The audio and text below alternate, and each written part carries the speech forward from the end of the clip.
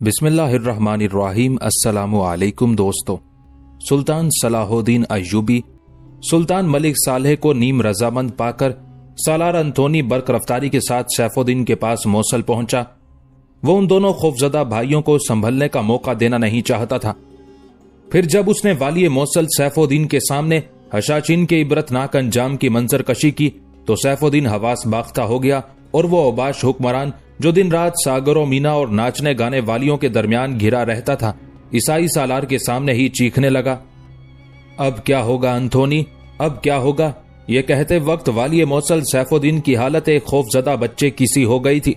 ईसाई सालार से गुफ्तगू करते वक्त उसे यह एहसास न रहा था कि वो गैरतमंद, शुजा और फातेह मुसलमानों की औलाद है। मगर सैफुद्दीन भी क्या करता, हद से बड़ी हुई शराब नोशी और हवस परस्ती इंसान की आसाबी और जिस्मानी सलाहियत को तबाह करके उसे बुज़दिल व नाकारा बना देती है। वाली मोसल सैफुद्दीन की बदहवासी देखकर ईसाई सालार अंथोनी जेर लब मुस्कुराया। सैफुद्दीन उसे उस कमजोर परिंदे के मानिद नजर आ रहा था जो बड़ी आसानी के साथ अपनी गर्दन और पंजे सयाद के बढ़ाए हुए जाल की तरफ बढ़ा देता है। वाली मोसल की उसी कमजोरी से फायदा उठाते हुए सालार अंथोनी ने अपना शैतानी मंसूबा पेश कर दिया। अब शाह यरूशलेम रेमंड ही हमारी आखिरी उम्मीद है। सैफुद्दीन ने चौंक कर सालार अंथोनी की तरफ देखा। अंथोनी ने अपनी तमाम तर अय्यारी और शैतानियत को बरूए कार लाते हुए सैफुद्दीन के सामने आइंदा पेश आने वाले हालात का नक्शा उसी अंदाज से खींचा जिस तरह वो अपना यह नुस्खा वाली हल्ब सुल्तान मलिक सालेह पर आजमा चुका था। हमें सलाहुद्दीन अय्यूबी की बढ़ती हुई ताकत को रोकने के लिए शाह यरूशलेम के साथ मुस्तकिल तौर पर इत्तेहाद कर लेना चाहिए। सालार अंथोनी की तजवीज सुनकर सैफुद्दीन गहरी सोच में डूब गया। अगरचे वाली मोसल पहले भी सलाहुद्दीन अय्यूबी को शिकस्त देने के लिए ईसाई फौजियों की मदद हासिल कर चुका था, लेकिन शाह यरूशलेम से मुस्तकिल इत्तेहाद कायम करने में उसे तामुल था। सालार अंथोनी ने सैफुद्दीन को फिक्रमंद पाकर उसके शिकस्ता आसाब पर एक और भरपूर जरब लगाई। शाह यरूशलेम से दोस्ती का सबसे बड़ा फायदा यह होगा कि सारी ईसाई दुनिया आपकी पुष्ट पनाह होगी। सैफुद्दीन ऐश परस्त जरूर था, मगर इतना कम फहम नहीं था कि वो उस नए इत्तेहाद और दोस्ती के नुकसानात को समझने से कासिर रहता। सैफुद्दीन उस राज से बाखबर था कि मोसल और यरूशलेम का इश्तराकी अमल बिलाखिर मिल्लत इस्लामिया के लिए सख्त जरर रसां साबित होगा। मगर जब इंसानी जमीर मुर्दा हो जाता है तो वो अपने इज्जत व नामूस, वतन, मिल्लत, यहाँ तक के जाती अकायद भी हिर्स व हवस की नीलामगाह में फरोख्त कर देता है। अंजामकार सैफुद्दीन ने भी यही किया। अगर शाह यरूशलेम इस इत्तेहाद और दोस्ती के लिए आमादा है तो मैं खुद को भी रजामंद पाता हूँ। वाली मोसल सैफुद्दीन ने दबे लहजे में कहा। सालार अंथोनी के होंठों की मुस्कुराहट और गहरी हो गई। बड़ा हया सोज और इबरतनाक मंजर था। यह उस शख्स के अल्फाज थे जिसके हकीकी चच्चा सुल्तान नूरुद्दीन जंगी ने दूसरी सलीबी जंग में 6 लाख से ज्यादा ईसाइयों को शिकस्त दी थी। इधर अपने और बेगाने मिलकर सलाहुद्दीन अय्यूबी के खिलाफ साजिशों के नए जाल बुन रहे थे और उधर मुजाहिदे मिल्लत अपनी इस्लाहात में मसरूफ था। हशाशीन आदमखोरों का कला कमा करने के बाद वाली मिस्र उन बातनियों की तरफ मुतवज्जे हुआ जो अपने अकायद पर कायम थे, मगर हशाशीन की तरह फितना परवर और जाबिर सफाक नहीं थे। सलाहुद्दीन अय्यूबी ने बातनियों के अमायदीन को एक खुफिया इजलास में तलब करके कहा, मैं नहीं जानता कि वाज़ेह हिदायत आने के बाद तुमने आमतुल मुस्लिमीन से जुदा होकर अपनी अलहदा सफ़े क्यों कायम की, अपने अलग मकतब, मदरसे, मिंबर और तहरीकें क्यों शुरू की। आखिर अहले ईमान ने तुम पर ऐसी कौन सी क़यामत ढाई थी कि तुम दुश्मनाने इस्लाम से जा मिले। सलाहुद्दीन अय्यूबी का लहजा इंतहाई सख्त भी था और तल्ख भी। फिरका बातनिया के कुछ अमीरों ने वाली मिस्र की बात का जवाब देना चाहा, मगर सलाहुद्दीन अय्यूबी ने उन्हें खामोश कर दिया। अब इन बहसो मुबाहसा का वक्त गुजर चुका है। बातनियों के अमायदीन से खिताब करते वक्त सलाहुद्दीन अय्यूबी का लहजा इंतहाई पुरजलाल और आवाज मामूल से ज्यादा बुलंद थी। जब इंसान की सरिश्त में इनकार शामिल हो जाता है तो वो सब कुछ देखते हुए भी अंधा और सुनते हुए भी बहरा बन जाता है। शैतान की मिसाल हमारे सामने है। वो रोज़े अज़ल में हक़ ताला के रूबरू हाजिर था और खुली आंखों से खल्लाक़े आलम की बेपनाह कुदरत का मुशाहिदा कर रहा था। फिर भी उसने आदम को सजदा नहीं किया। खुली निशानियां मौजूद होते हुए शुकूक व शुबहात के पीछे भागने वालों की मिसाल इब्लीस रजीम जैसी है। जब हक़ ताला की आखिरी किताब मुक़द्दस में यह हुक्म नाजिल हो चुका کہ پیغمبر اسلام صلی اللہ علیہ وآلہ وسلم تمہیں جو کچھ عطا کریں وہ کسی پسو پیش کے لے لو، اور جس کام سے روک دیں اس سے فوراً باز آ جاؤ، تو پھر تم لوگ کس کی تلاش میں بھٹکتے پھرتے ہو؟ میرے صادق القول اور باعمل علماء اپنے دلائل سے اس حقیقت کو ثابت کر چکے ہیں کہ تم لوگ عامت المسلمین میں سے نہیں ہو۔ جب میں تائید غیبی کے سہارے آدم خور حشاشین کی پناہ گاہوں کو ان کے مدفن بنا سکتا ہوں، تو میرے لیے یہ کام کہیں آسان ہے کہ میں تمہیں ایک قطار میں کھڑا کر کے قتل بھی کرا سکتا ہوں، تمہارے گھروں کو آگ لگا کر تمہیں در بدر بھی کر سکتا ہوں، مگر میں اسلام کی صلہ رحمی اور رواداری کے صدقے میں زندہ رہنے کا موقع فراہم کرتا ہوں۔ مگر یہ سلامتی اور زندگی چند اہم باتوں کے ساتھ مشروط ہے۔ یہ کہہ کر صلاح الدین ایوبی کچھ دیر کے لیے خاموش ہو گیا۔ باطنی عمائدین کے چہرے ایک انجانے خوف سے زرد ہو رہے تھے۔ وہ نہیں جانتے تھے کہ صلاح الدین ایوبی ان کے زندہ رہنے کے لیے کیا شرائط پیش کرے گا۔ مختصر سے وقفہ سکوت کے بعد صلاح الدین ایوبی دوبارہ ان سے مخاطب ہوا۔ شام کی سرزمین پر قیام کرنے کے لیے تمہیں غیر مسلموں کی طرح جزیہ ادا کرنا ہوگا، اور اس کے بدلے میں حکومت وقت تمہیں سلامتی جان و مال کی مکمل ضمانت دے گی۔ اگر اس سلسلے میں حکومتی کارندوں سے کسی قسم کی کوتاہی سرزد ہوگی تو تمہیں عدالت عالیہ تک جانے کا حق حاصل ہوگا۔ حکومتی کارندوں کی غلطی ثابت ہو جانے کے بعد وہ سزا کے مستحق قرار پائیں گے اور تمہارے نقصانات کی مکمل تلافی کی جائے گی۔ تمہیں اپنے عقائد کے مطابق عبادت اور دیگر مذہبی رسمیں ادا کرنے کی پوری آزادی حاصل ہوگی، مگر تم سلطنت اسلامیہ کی حدود میں رہ کر اپنے عقائد کی تبلیغ نہ کر سکو گے۔ میرے جاسوس ہر وقت تمہاری حرکات و سکنات کی نگرانی کریں گے۔ اگر تم نے حشاشین کی طرح محفوظ پناہ گاہیں، سرنگیں تعمیر کرنے یا عیسائیوں اور یہودیوں سے ساز باز کرنے کی کوشش کی تو یہ عمل سلطنت اسلامیہ کے خلاف کھلی بغاوت کے مترادف سمجھا جائے گا، اور بغاوت کی سزا موت کے سوا کچھ نہیں ہوگی۔ اگر تم میں سے کسی فرد یا خاندان کو میری یہ شرائط منظور نہیں تو وہ شام کی سکونت ترک کر کے اپنے تمام مال و متاع کے ساتھ کسی غیر مسلم علاقے میں جا کر آباد ہو سکتا ہے۔ صلاح الدین ایوبی نے اسلامی عدل و مساوات کے تحت اپنا فیصلہ سنا دیا تھا۔ یہ ایک بہترین فیصلہ تھا جس نے بد عقیدہ لوگوں کو پناہ بھی بخشی تھی اور انہیں عامت المسلمین سے الگ بھی کر دیا تھا۔ جیسے ہی صلاح الدین ایوبی کی طرف سے عائد کردہ شرائط کی تفصیل ختم ہوئی تو ایک باطنی امیر نے کسی قدر ناگوار لہجے میں کہا، کیا والی موصل سیف الدین اور والی حلب سلطان ملک صالح مسلمان نہیں ہیں؟ باطنی امیر کا سوال بظاہر بہت عجیب اور حیران کن تھا، مگر صلاح الدین ایوبی ایک لمحے میں سوال کی گہرائی تک پہنچ گیا اور اس نے مسکراتے ہوئے کہا، کیا میں نے اشارتن یا کنایتن ان دونوں حضرات کو کافر قرار دیا؟ جب یہ دونوں حکمران آپ کے نزدیک مسلمان ہیں تو واضح رہنا چاہیے کہ سلطان ملک صالح اور سیف الدین نے ہمیں اپنی مذہبی رسموں کی آزادانہ ادائیگی کی تحریری اجازت دی ہے۔ یہ کہہ کر وہ باطنی امیر اپنی جگہ سے اٹھا اور اس نے صلاح الدین ایوبی کو ایک دستاویز پیش کی جسے سونے کی جلد میں محفوظ کر دیا گیا تھا۔ صلاح الدین ایوبی نے اس سنہری دستاویز کو کھول کر دیکھنے کی زحمت بھی گوارا نہ کی۔ اب ان کاغذات کی کوئی حیثیت نہیں، حاکم رخصت، حکم کالا دم۔ اب میرے اور تمہارے درمیان نئی دستاویز تیار کی جائے گی جس پر دونوں فریق سختی کے ساتھ عمل پیرا ہوں گے۔ صلاح الدین ایوبی کے اس بے نیازانہ طرز عمل پر تمام باطنی عمائدین کے چہرے اتر گئے۔ اگرچہ وہ نوشتہ دیوار پڑھ چکے تھے لیکن پھر بھی انہوں نے والی مصر کی خدمت میں آخری درخواست پیش کرتے ہوئے کہا، دارالعمل کی عمارت ہمارے حوالے کر دی جائے۔ باطنی عمائدین کی درخواست سن کر صلاح الدین ایوبی مسکرایا۔ اس خواہش کا تو ایک ہی مفہوم ہے کہ تمہارے اور حشاشین کے درمیان گہرے روابط تھے۔ والی مصر کی اس گرفت پر باطنی عمائدین گھبرا گئے۔ پھر کوئی نیا مطالبہ کیے بغیر وہ انتہائی شکستہ حالت میں اس مجلس خاص سے اٹھ کر چلے گئے کہ اب اسی میں ان لوگوں کی عافیت تھی۔ یہ صلاح الدین ایوبی کی عظیم الشان کامیابی تھی کہ اس نے شام کے اہل ایمان کو حشاشین آدم خوروں سے نجات دلائی تھی۔ مزید یہ کہ والی مصر نے اس علاقے کے تمام باطنیوں کی چھان بین کر کے انہیں عام مسلمانوں کی صفوں سے الگ کر دیا تھا اور ان کی خفیہ سرگرمیوں کی نگرانی کے لیے اپنے جاسوسوں کی ایک جماعت مقرر کر دی تھی۔ پھر والی مصر نے دارالعمل کی پوری عمارت کو 3 بار پانی سے پاک کرایا، زمین 2 سرنگ بند کی، دارالعمل کا نام بدل کر دارالعلم رکھا اور شام کے مشہور عالم عبد الرحمن بن سعد کی امامت میں نماز شکر ادا کی اور انہی کو مولی میں اعلیٰ مقرر کیا۔ صلاح الدین ایوبی کو مصر سے نکلے ہوئے کئی ماہ ہو چکے تھے۔ اس نے فوری طور پر اپنے حقیقی بھانجے फरुख शाह को यमन से तलब किया, जो उसके बड़े भाई तुरान शाह शमसुद्दौला का नायब था। फरुख शाह एक बाकिरदार और शुजा नौजवान था, जो सलीबियों के साथ कई मार्कों में कारहाय नुमाया अंजाम दे चुका था। सलाहुद्दीन अय्यूबी ने फरुख शाह को शाम का हाकिम मुकर्रर किया और मिस्र वापस चला गया। सालार अंथोनी सलाहुद्दीन अय्यूबी के खिलाफ मुसलसल रेशा दवानियों में मसरूफ था।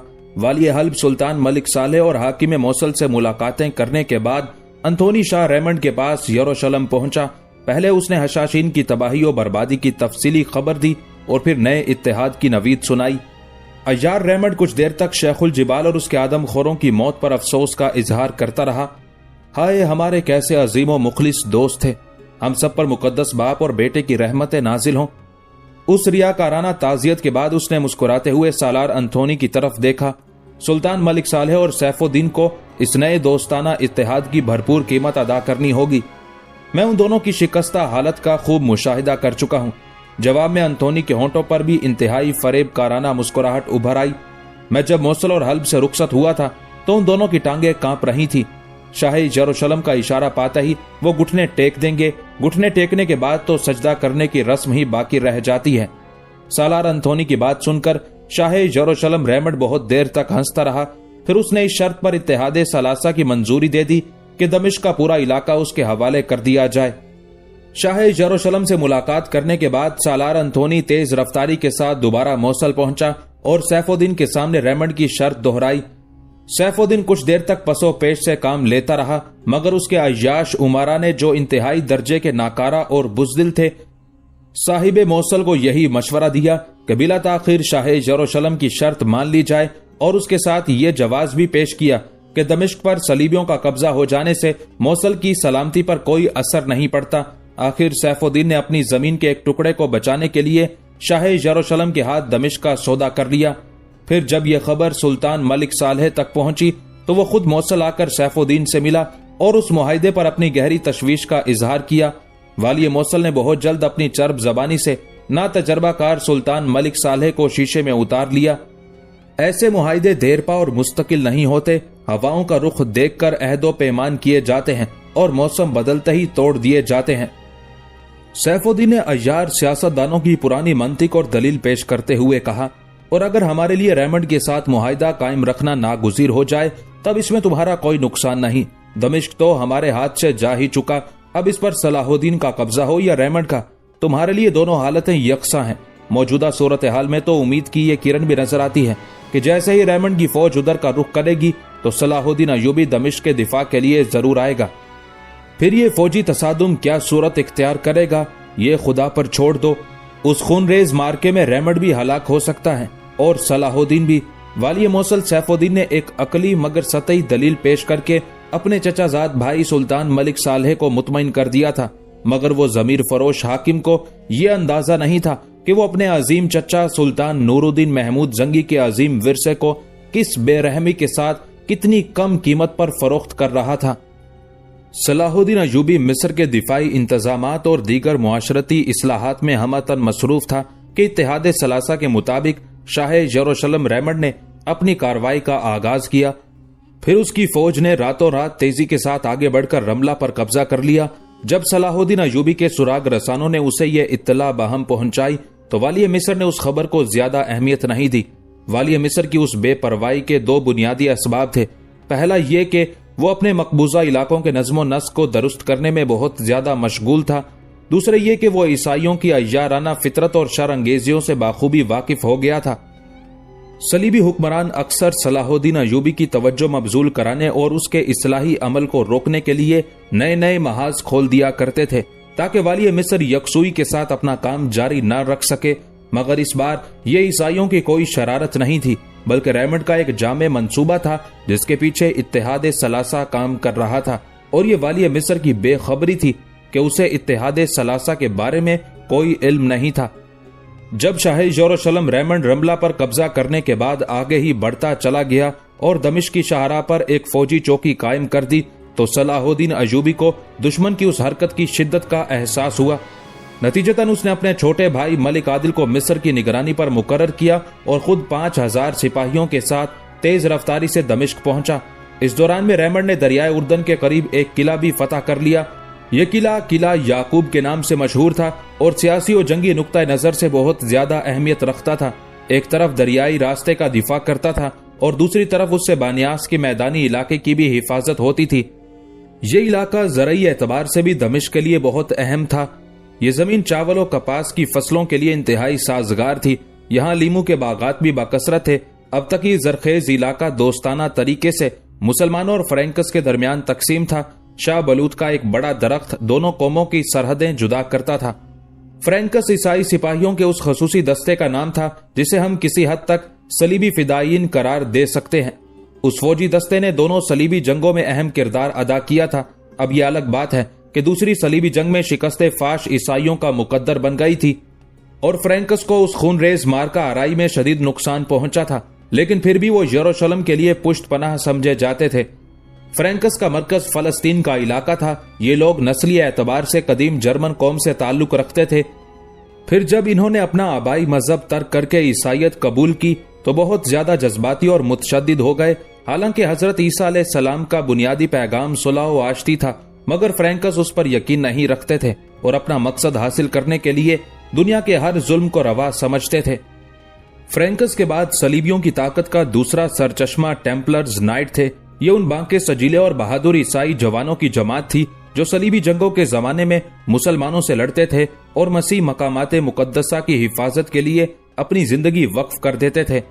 یہ زمانہ وسطیٰ کی مشہور اور مضبوط ترین جماعت تھی۔ اس جماعت کو اخوان کلیسائے یروشلم، سپاہ کلیسا اور سپاہ یسوع کے نام سے بھی پکارا جاتا تھا۔ 11ویں اور 12ویں صدی عیسوی کی جنگوں کے دوران ٹیمپلرز کی بنیاد پڑی۔ 1118 عیسوی میں 9 فرانسیسی نائٹس ارض مقدس میں لڑ رہے تھے، پھر انہی نائٹس نے ٹیمپلرز کی جماعت قائم کی۔ بیت المقدس کی زیارت کو آنے والے زائرین کے لیے آمد و رفت کی سہولتیں فراہم کرنا اس جماعت کے افراد کا اصل مقصد تھا۔ ابتدا میں ٹیمپلرز نے اپنا نام بیت المقدس کے غریب سپاہی رکھا تھا۔ شروع میں زائرین کے صدقہ و خیرات سے ٹیمپلرز کی گزر اوقات ہوتی تھی۔ پھر شاہ یروشلم بالڈون دوم نے اپنے محل کا ایک حصہ ان لوگوں کو رہائش کے لیے دے دیا تھا۔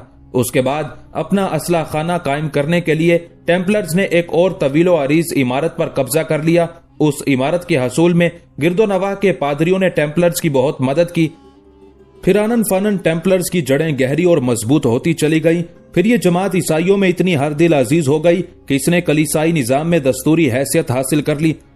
یہاں تک کہ پوپ ہنوریس دوم نے ٹیمپلرز کو پہلی بار ایک باضابطہ جماعت کی شکل دی اور اس کے ساتھ ہی ان کے دستور کی توثیق بھی کر دی۔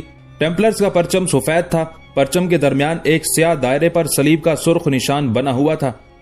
یورپ میں ٹیمپلرز اتنے مقبول ہوئے کہ عوام و خاص نے منقولہ اور غیر منقولہ جائیداد کی صورت میں اس جماعت کو بیش قیمت عطیات دیے۔ عیسائی دنیا کی ہر نسل و قوم کے ممتاز ترین خاندانوں کے افراد ٹیمپلرز میں شامل ہونے کو اپنے لیے بہت بڑا اعزاز سمجھتے تھے۔ اس جماعت کے 3 بنیادی اصول تھے۔ پہلا پاک بازی، دوسرا تنگ دستی اور تیسرا فرما برداری۔ جب ٹیمپلرز کے پاس دولت کی بہتات ہوئی تو انہوں نے پہلے 2 اصولوں پاک بازی اور تنگ دستی کو خیر باد کہہ دیا۔ اب اس جماعت کے افراد دوسرے عیسائی حاکموں کی طرح عیش پرستانہ اور اوباشانہ زندگی بسر کرتے تھے۔ یہ لوگ بے دریغ شراب پیتے اور کلیسا کی خدمت کے لیے منتخب خوبصورت لڑکیوں کے ساتھ خوب دادے عیش دیتے۔ ان تمام تر خرابیوں کے باوجود ٹیمپلرز کا تیسرا اصول اپنی جگہ قائم تھا۔ مذہبی جنگ کے حوالے سے وہ کلیسا کی خاطر اپنی جان دینے کے لیے ہر وقت تیار رہتے تھے۔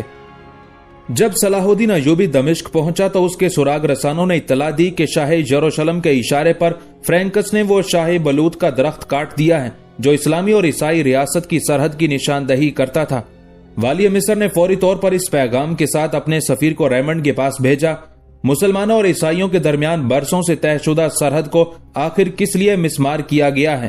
میرا مخلصانہ مشورہ ہے کہ شاہ یروشلم ایسے اقدامات سے گریز کریں جو مسلمانوں کی دل آزاری کا سبب بنے۔ ریمنڈ نے صلاح الدین ایوبی کا خط پڑھ کر ایک کہا لگایا جس سے انتہائی تحقیر کا رنگ جھلک رہا تھا۔ پھر شاہ یروشلم نے والی مصر کے خط کا 2 سطری جواب تحریر کر دیا جس سے شدید رعونت اور تکبر کا رنگ جھلک رہا تھا۔ با اختیار لوگ اپنے کاموں میں کسی کی مداخلت پسند نہیں کرتے۔ ہم جو کچھ کر رہے ہیں وہی ہمارے مفاد میں ہے۔ ریمنڈ کا جواب پڑھ کر صلاح الدین ایوبی نے صبر و تحمل کا مظاہرہ کرتے ہوئے دوسرا خط تحریر کیا۔ اگر شاہ یروشلم کو مالی منفعت درکار ہے تو میں پچھلے معاہدے کو برقرار رکھنے کے لیے 10 سے 20 ہزار دینار تک کی رقم پیش کر سکتا ہوں تاکہ دونوں ریاستوں کی کھیتیاں اور چراگاہیں سرسبز و شاداب رہیں۔ ریمنڈ نے صلاح الدین ایوبی کے اس خط کا جواب بھی نہایت ذلت آمیز انداز میں دیتے ہوئے لکھا، یہ پورا علاقہ عیسائیوں کی موروثی ملکیت کا درجہ رکھتا ہے۔ اگر تم رضاکارانہ طور پر اپنے دعوے سے دستبردار ہو جاؤ تو یہ تمہارے حق میں زیادہ بہتر ہے۔ نگران شاہ یروشلم ریمنڈ جان بوجھ کر صلاح الدین ایوبی کو اشتعال دلانے کی کوشش کر رہا تھا تاکہ والی مصر غصے میں آ جائے اور دمشق کے محاذ پر جنگ چھڑ جائے، حالانکہ شاہ یروشلم چند ماہ پہلے بھی صلاح الدین ایوبی سے پنجہ آزمائی کر چکا تھا۔ یہ اس وقت کا واقعہ تھا جب سلطان ملک صالح نے کئی لاکھ دینار دے کر ریمنڈ کی خدمات خریدی تھی تاکہ شاہ یروشلم صلاح الدین ایوبی کو دمشق کا محاصرہ اٹھانے پر مجبور کر دے، مگر ہما کے مارکے میں والی مصر نے ریمنڈ کو ذلت آمیز شکست سے دوچار کیا تھا۔ شاہ یروشلم کے پیش نظر اس چھیڑ چھاڑ کے دو مقاصد تھے، ایک طرف وہ دمشق کے پورے علاقے پر قبضہ کرنے کا خواہش مند تھا اور دوسری طرف ہما کی شکست کا بدلہ لے کر اس علاقے میں اپنی عسکری قوت کی ساخت بھی بحال کرنا چاہتا تھا۔ اس بار ریمنڈ کو یقین کامل تھا کہ وہ صلاح الدین ایوبی پر غلبہ حاصل کر لے گا، اور یقین کی بنیادی وجہ یہ تھی کہ دو اسلامی ریاستوں کی فوجی قوت بھی اس کی پشت پر تھی۔ احتیاط اور پیش بندی کے طور پر ریمنڈ نے صلیبیوں کی دونوں فدائی جماعتوں فرینکس اور ٹیمپلرز کو بھی طلب کر لیا تھا۔ صلاح الدین ایوبی نے اپنے دونوں خطوط کا مایوس کن جواب پانے کے بعد شاہ یروشلم سے مذاکرات کی کوشش ترک کر دی اور اپنا لشکر لے کر مرج العیون کے طویل و عریض میدان کی طرف بڑھا۔ یہ والی مصر کی ایک جنگی چال تھی۔ صلاح الدین ایوبی قلعہ یعقوب کو مسمار کرنے کا فیصلہ کر چکا تھا کہ اس قلعے کے انہدام کے بغیر بانیاس کا دفاع ممکن نہیں تھا، اور بانیاس والی مصر کی مرکزی اور اہم ترین فوجی چھاونی تھی۔